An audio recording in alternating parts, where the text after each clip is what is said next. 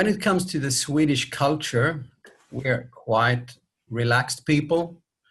But we do like the timing. Timing is really crucial. If you arranged a meeting at like 9 o'clock, you should be there 9 o'clock sharp.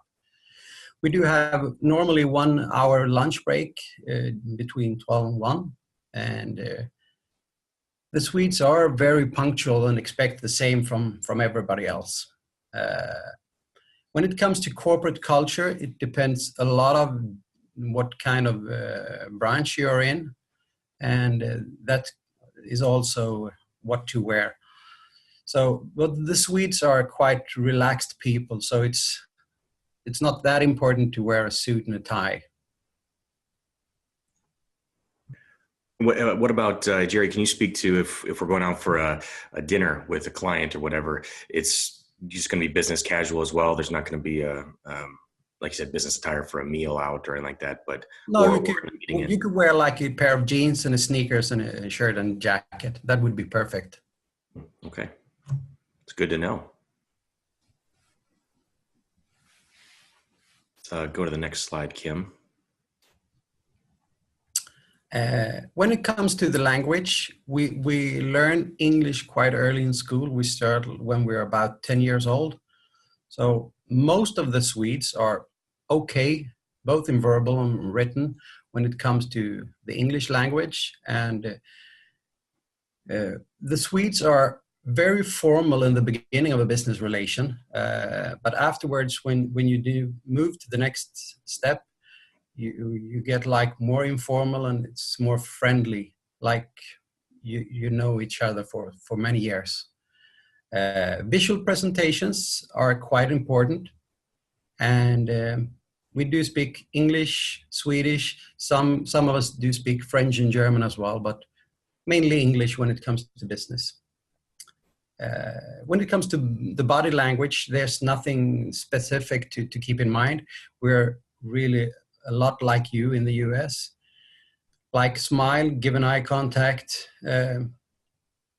There's nothing much to keep in mind. What about from a cultural standpoint, as we go over there to do business, is there drinking age differences? I know in America it's 21 years of age or older you can drink either on your own or in a establishment. Over there, are there different drinking age laws? You have to be 20 to be allowed to buy your own liquor in a liquor store. Okay. But if you only have to be 18 to go out to the bar and have a beer. Okay. So that's a bit strange, but that is how it works. All right. So you can drink with friends out at dinner, but you can't go home. Exactly. All right. So you could be like drunk as a skunk in the bar, but you're not allowed to buy one single beer in the liquor store. All right. Well, that's I'm above 18 and 20, so I don't have to worry about that. But if you're home safe. You're home safe. How about driving age? Do you have any? It's 18 with the driving. Actually, my oldest son got his license a couple of weeks ago, so that one I know for sure. It's 18. So you got a lot more to worry about now that your son is driving than you did a couple months ago. Then, all right. Yeah, that's for sure. In regards to driving, are public transportation is that utilized more, or do people own more cars by themselves? I would say when you get down to the big city areas, the public transportation works out really good. But since Sweden is such a long country, mm-hmm. So if you go up north, you need for sure at least 2 cars. All right. So you need to have your own mode of transportation to get up there. Yeah, that's for sure. Like a 4-wheel drive or something. Yes. Don't want to get caught up there. I would say most families have at least 2 cars.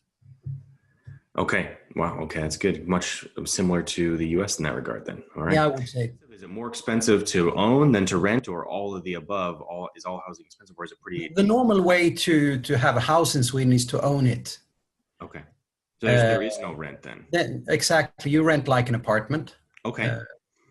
But when it comes to housing, it's the normal way is you buy your house. Okay. And then you own it. what percentage would you say rent via or versus own I mean, like what percentage rents apartment versus owning homes? Is it this just the younger population that maybe doesn't have the Yeah, career set? when you're like younger, when you move from home, you start up in an apartment.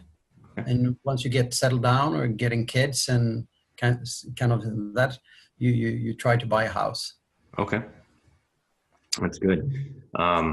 That's once again much like America. I mean, we're just copying each other as countries. So that's Yeah, good. I think we do, and I think that's one of the reasons why Swedes and Americans works out really good, because the cultural and the daily life is very similar.